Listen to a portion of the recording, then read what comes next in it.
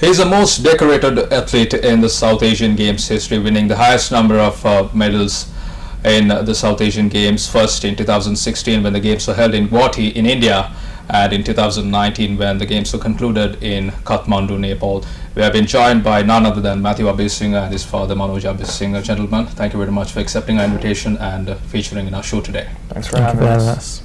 And first of all, I would like to direct the question to Matthew. Now, 7 gold medals was the highest number of medals won by Sri Lankan in this year's South Asian Games. Are you satisfied with your performance, and how did you prepare for it?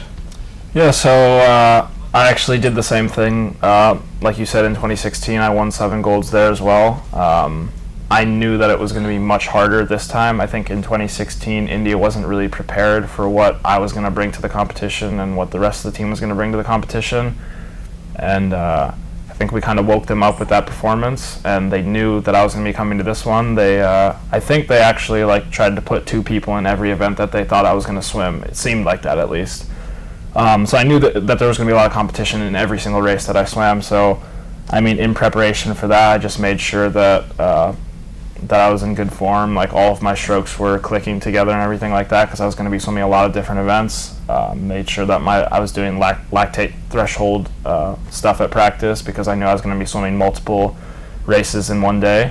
And yeah, I'm extremely satisfied. I mean, I did the best that I possibly could. I won every single individual event I swam. We won a relay as well as a team, and then we got second in one of the other relays, unfortunately. But I mean, all 4 of us did the best that we could in that as well. So I really just wanted to do the best that I could for my country, and I think that I did that. Wonderful. I'm sure that you brought in great glory to our motherland. Now, the question that I'm directing to Mr. Abeysinghe now, the Sri Lankans are so excited that Matthew was able to win 7 gold medals in this year's competition. But the worry is that he was the only person who were able to clinch gold during the swimming competitions. Why do you think as a reason for this? 2 things. One, India is a worthy opponent for us to go against. Second, we had a very, very young team.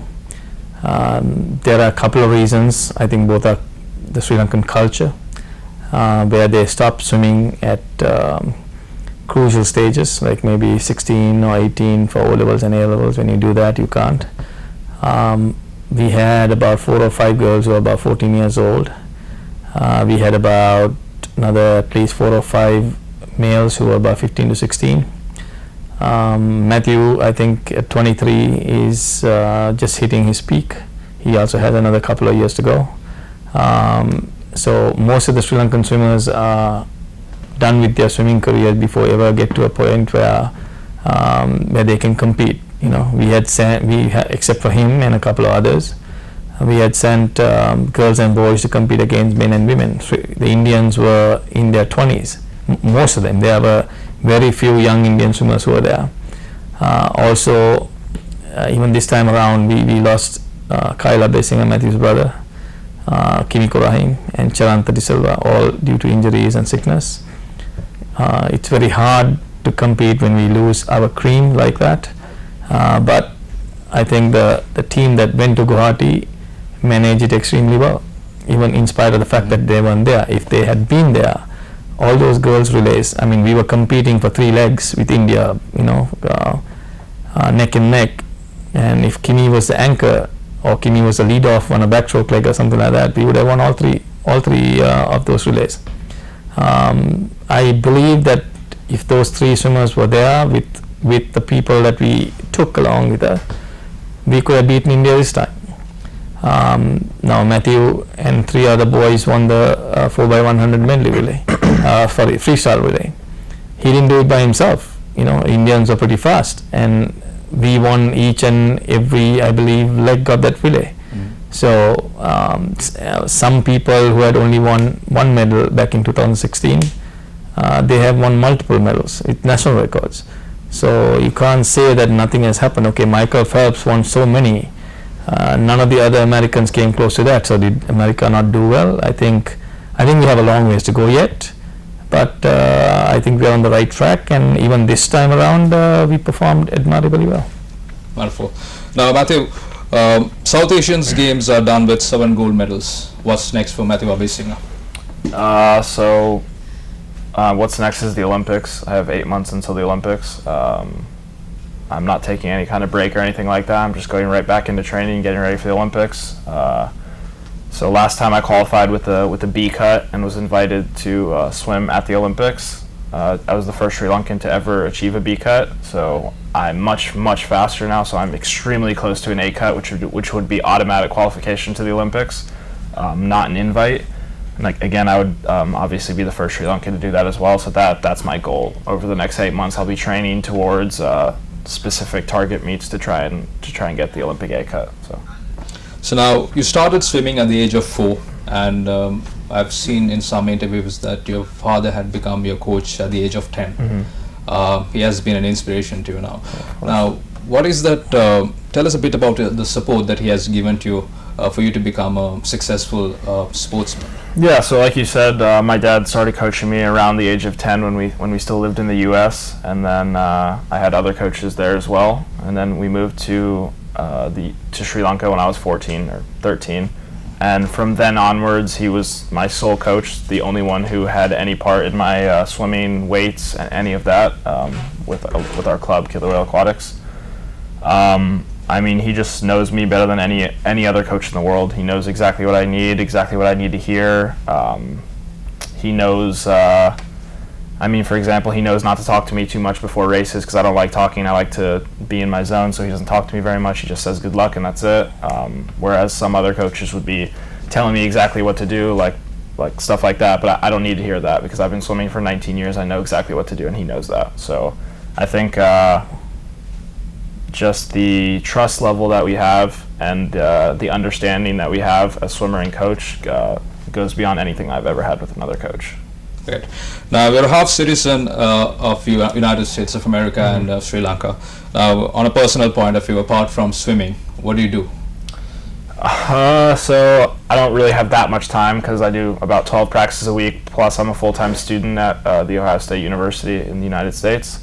So I don't really have a ton of free time, but when I do have free time, you can't really surf in Ohio, obviously, because there's no beaches there, but when I'm in Sri Lanka, I love to surf. So I came to Sri Lanka in August on vacation with my brothers, and we were pretty much surfing the whole time. So I like to surf, I like to play basketball, I like music, movies, and I play a lot of video games whenever I have time. So I think that's pretty much it, yeah. Nice. Now, the ultimate silverware of any sports, women or men, is to go to Olympics. Now, 2020 Tokyo Olympics is not far away. Yeah. As Sri Lankan citizens, enthusiasts of sports, what can we expect from Matthew Abeysinghe? So like I said, the next 8 months of training is dedicated solely towards the Olympics, qualifying for the Olympics, and then if I do qualify with the A-cut, which I'm extremely close, I think I'm 0.4 away from it in the 100 freestyle, which is very, very close. If I do have the A-cut, at that point I'm competing to make it into the final at the Olympics. So I think just swimming in an Olympic final or even an Olympic semifinal, just having that night swim has always been my goal ever since I was a little kid.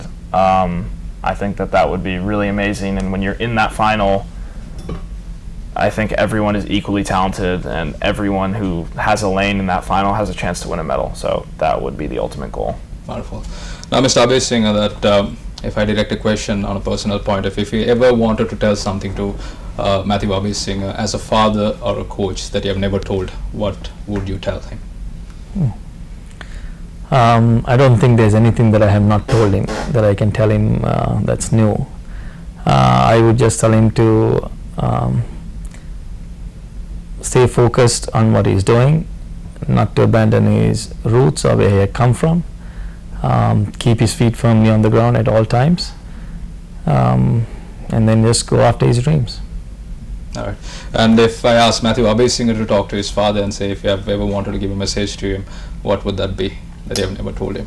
I mean, like he said, I think we have a pretty open relationship, so we just say whatever, but I would just say thank you. Like I said, he's the coach. Like, I have a lot of coaches now at my university, but he's still the coach that knows me the best. He's still the coach that knows how to coach me the best.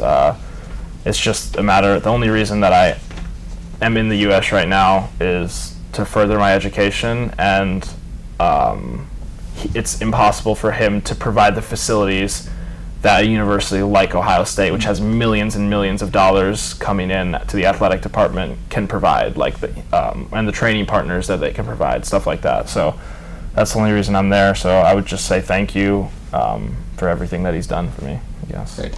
Now, a lot of people are looking at Matthew Abeysinghe as an inspiration all across Sri Lanka. You have won 7 gold medals at the age of 20. In 2016, you won 7 gold medals. That's a huge thing.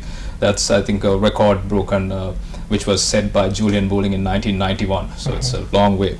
A lot of young swimmers, young kids are looking up to Matthew Abeysinghe. What message would you like to give to the viewers who are watching this program? I would just say, I think, work hard, follow your dreams, and definitely don't stop swimming, or whatever your sport is. Not necessarily swimming, just find what you love, whatever sport you love or hobby that you love, and if it is a sport, don't stop doing it for O levels, because the likeliness that you're hitting your peak at 15 or 16 in any sport is not very high. You're probably going to hit your peak when you're my age, 23, 24, 25, 26. So if you stop by the time you're 18, you never really figure out how far you could have actually gone in that sport. So that's like when you ask the question, why were there not more gold medals won by other athletes? I mean, I was the oldest athlete there for Sri Lanka in terms of swimming. I was the oldest one. There's Indians that were 28, 25. I think the youngest Indian on that team was 19 years old on the men's team. So the next oldest after me was 19. So they're still 3 or 4 years away from their peak. So if they stop swimming now, they'll never figure out how far they could go. So I think if I had to say anything to young athletes, it would be just follow your dreams and like really push it and see how far you can go with it. There you go. Young athletes and kids, you're watching this program. This is a message from the person who achieved consecutively highest number of gold medals at the South Asian Games, Matthew Abeysinghe. Thank you very much, Matthew Abeysinghe and Mr. Manoj Abeysinghe, for featuring on our show. Thank you. And thank you very much. And we are, as Newsfirst team and as part of all Sri Lankans, wishing you all the best for 2020 Tokyo Olympics. And we hope and pray that you should be able to bring a medal for our mother nation as you did during the South Asian Games. Thank you very much. Thank you very much. Thank you for having us.